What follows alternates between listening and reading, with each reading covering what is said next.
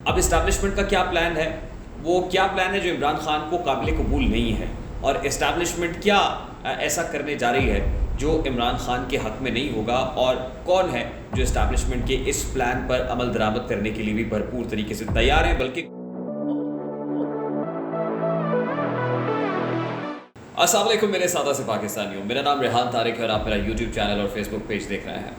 Establishment की जानिब से इमरान खान पर नया प्लान वाज़ेह कर दिया गया है। नया प्लान क्या है, आप यूँ समझ लीजिए कि इस्टेब्लिशमेंट ने अपनी शर्त सामने रख दी है, लेकिन डट कर खड़ा है कप्तान। सवाल यह है कि डट कर खड़ा है कप्तान, तो आखिर क्या है जो अब कर लेगा इमरान खान? क्योंकि इससे पहले इमरान खान की तरफ से पावर शोज़ किए गए, दिखाया गया कि कितनी बड़ी तादाद में अवाम उनके साथ है, लेकिन इसके बावजूद इस्लामाबाद हाई कोर्ट के 5 रुकनी लार्जर बेंच ने इमरान खान पर फ़र्द जुर्म आयद करने का फ़ैसला कर लिया। ये इसके बड़े संगीन ऑप्टिक्स हैं, इसकी एक सिंबॉलिक वैल्यू है, इस पर एक बहुत बड़ा पैगाम है कि आप कुछ भी कर लें, हमने जो करना है हम करके रहेंगे। अब इस्टेब्लिशमेंट का क्या प्लान है?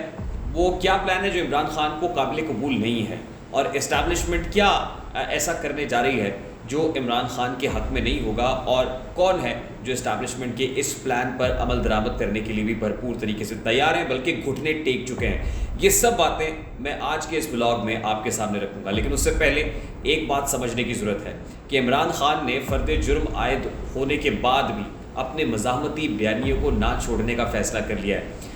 लेकिन जो लोग ये समझ रहे थे कि प्रोसीडिंग्स के दौरान भी गैर मशरूत माफ़ी मांग लेने से इमरान खान की जान खलासी हो जाएगी, नाअहली की लटकती तलवार कुछ देर के लिए दूर हो जाएगी, तो उनको दो टोक पैगाम इमरान खान साहब ने दे दिया है कि मैं अगर एक कॉल दूंगा तो उसके बाद आपको छुपने की जगह नहीं मिलेगी। इमरान खान ने ये वाज़ेह कर दिया है। ना सिर्फ ये कि उनके मज़ाहमती मौक़िफ़ के अंदर कोई तब्दीली नहीं आई, बल्कि मज़ाहमती मौक़िफ़ मज़ीद शदीद हो गया है। और गुज़श्ता रोज़ उन्होंने एक निजी टीवी चैनल को इंटरव्यू दिया, जिसमें उन्होंने चीफ़ इलेक्शन कमिश्नर को भी घटिया तरीन इंसान कह दिया है। यानी इससे पहले वो एडिशनल सेशन जज ज़ेबा चौधरी साहिबा के बारे में जो कह चुके हैं, उसके बाद आपको पता है कि जो चीफ़ इलेक्शन कमिश्नर है उनकी हैसियत भी हाई कोर्ट के जज के बराबर होती है, और हाई कोर्ट के जज के बराबर के ओहदे पर बैठे हुए एक शख्स को फिर आपने टीवी चैनल के अंदर एक टीवी शो पर घटिया तरीन इंसान कह दिया है। तो क्या ये तौहीन अदालत के मुतरादिफ नहीं होगा? अगर वहाँ तौहीन थी तो क्या यहाँ तौहीन नहीं है? क्या इस पर चीफ इलेक्शन कमिश्नर कंटेम्प्ट की कार्रवाई कर सकते हैं? आपको याद होगा कि इस तरह की कंटेम्प्ट की कार्रवाई इमरान खान साहब पर इलेक्शन कमीशन ऑफ पाकिस्तान 2017 में भी कर चुका है, जिस वक्त जस्टिस रिटायर्ड सरदार रज़ा था इलेक्शन कमीशन के चीफ थे। तो अब एक बार फिर इमरान खान साहब ने ये लफ्ज़ इस्तेमाल करके वाज़े कर दिया है कि अगर कोई ये समझता है कि मैं माफ़ी मांग लूँगा या गैर मशरूत माफ़ी मांगूंगा, घुटनों के बल बैठ जाऊँगा, तो ऐसा नहीं होगा। क्योंकि इमरान खान ये समझते हैं कि उनके साथ पब्लिक पावर है, और पब्लिक की स्ट्रेंथ होने की वजह से वो इस मुल्क में कुछ भी कर लें वो पकड़ में नहीं आएंगे। अगर कोई पकड़ में लाना चाहता है, कोई उन पर शिकंजा सख्त करना चाहता है, तो ये उसकी भूल है। इसीलिए आज से पाकिस्तान तहरीक इंसाफ ने मुल्क भर के अंदर एहतजाज की कॉल भी दे रखी है कि पूरे मुल्क के अंदर एक एहतजाजी रैली का इनेकाद किया जाएगा, मुल्क भर के अंदर एहतजाज होगा।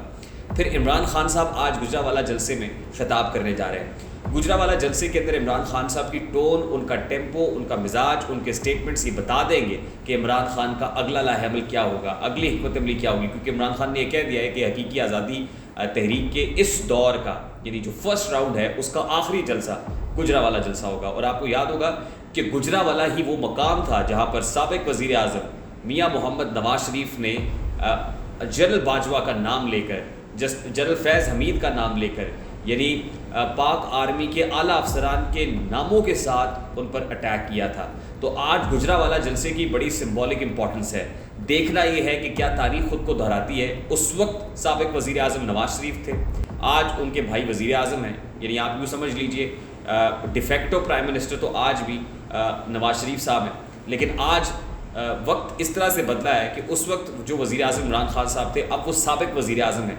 अब वो उसी जगह पर खड़े हैं जिस जगह पर कल नवाज शरीफ खड़े हुए थे और पाक अफवाज के आला अफसरान को ललकार रहे थे, बल्कि उन पर अटैक कर रहे थे। तो आज इमरान खान साहब के इस जलसे की बड़ी सिंबॉलिक वैल्यू है।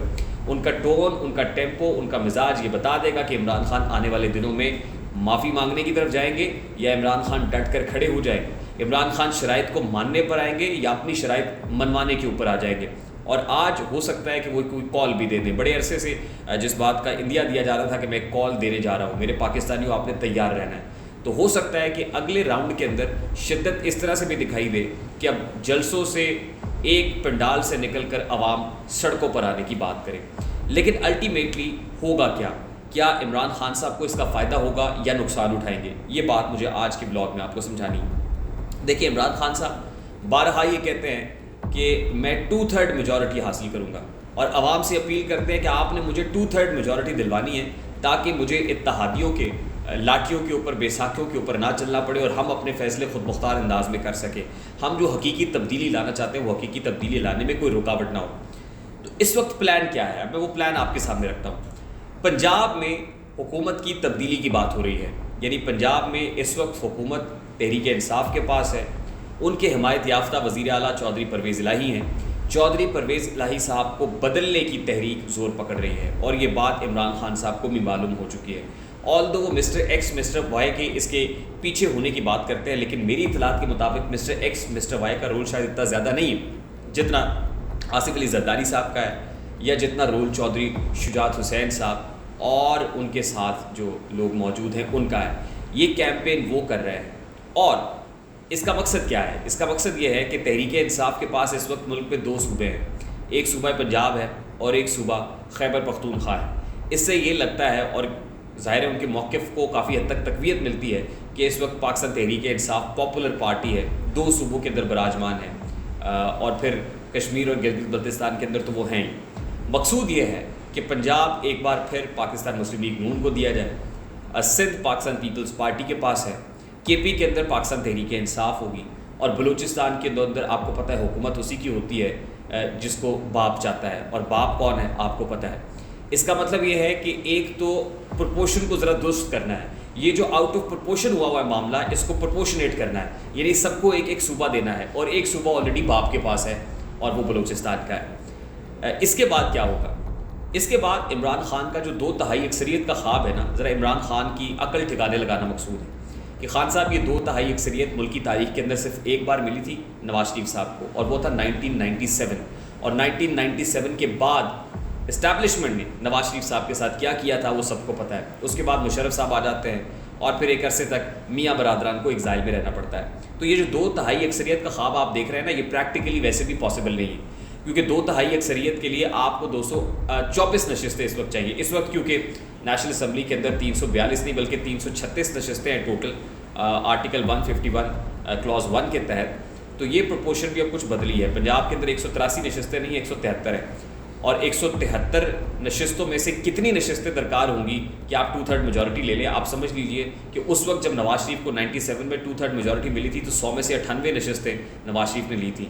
तो यहाँ 173 में से कम आपको 170 नशिस्तें तो खान साहब लेनी पड़ेंगी अगर आप 2/3 अक्सरियत का ख्वाब देख रहे हैं। या फिर 2/3 अक्सरियत आपको इस सूरत में मिल सकती है कि पाकिस्तान मुस्लिम लीग नून सफ़ाई हस्ती से मिट जाए, पाकिस्तान पीपल्स पार्टी भी मिट जाए, जो दीनी जमातें छोटी बड़ी वो भी मिट जाए और सुनिया हो जनगलियाँ तो विच मिर्ज़ा यार फिरे।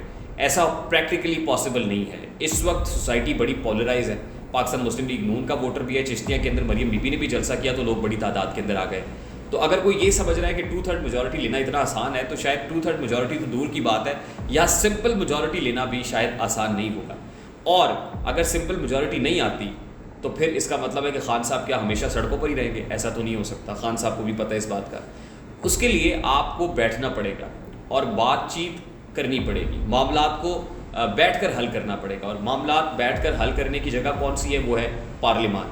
पार्लियामान के अंदर तहरीक इंसाफ नहीं है, तो तहरीक इंसाफ को ये वाज़ेह पैगाम दे दिया गया है कि आप एज अर्ली एज पॉसिबल पार्लियामान के अंदर आ जाएं। आपके जो इस्तीफ़े हैं वो वापस करने की तैयारी हमने कर ली है, आपको हम सेफ़ एग्ज़िट भी दे देते हैं। आपने सब कुछ करके देख लिया, आपके ऊपर फ़र्द जुर्म भी हम आयद करेंगे, आपको दीवार से भी लगाएंगे, आपको कॉर्नर भी करेंगे, आपकी नाक से लकीरें भी निकलवाएंगे। अगर आप चाहते हैं कि ऐसा ना हो तो असम्बली में वापस आ जाएं, हम बैठ के बातचीत कर लेते हैं। चीफ इलेक्शन कमिश्नर आपकी नज़र में घटिया है, आइए हम उसको तब्दील करते हैं। इलेक्शंस कराने आइए, इलेक्शन की तारीख तय करते हैं। हाँ, अब प्लान क्या है? लेकिन ये सब कुछ एक कीमत पर होगा और वो कीमत ये है कि आपने किसी को एक्सटेंशन देनी है। वो एक्सटेंशन सिर्फ नवाज शरीफ, शहबाज शरीफ या जरदारी देगा तो उस एक्सटेंशन में इतनी जान नहीं होगी। वो एक्सटेंशन तमाम पॉलिटिकल स्टेक होल्डर्स मिल बैठ के देंगे, जिस तरह पहले दी गई थी खान साहब के दौर में। तो चलिए उसको फिर मान लिया जाएगा, अदरवाइज़ मामला बहुत ख़राबी की तरफ जाएंगे और बहुत से लोग बहुत गंदे हो जाएंगे। तो ये चंद अहम फैसले कराना मकसूद है, इसीलिए किसी की पॉलिटिकल स्पेस को स्क्वीज़ किया जा रहा है, इसीलिए किसी को कॉर्नर किया जा रहा है, इसीलिए किसी के नाक से लकीरें निकलवाना मकसूद है। सड़कों पर आने से लोगों को निकालने से, ये सब कुछ करने से शायद इतना फ़ायदा नहीं होगा। फ़ायदा बैकडोर चैनल चलाने से होगा, फ़ायदा बातचीत से होगा, फ़ायदा डायलॉग से होगा। और खान साहब के आज के जलसे पे let's keep our fingers cross, देखते हैं खान साहब का मिजाज क्या है और उन्हें क्या पैगाम दिया जा रहा है। मुझे रेहान तारिक को इजाज़त दीजिए, अपना बहुत सारा ख्याल रखिएगा। अस्सलाम वालेकुम।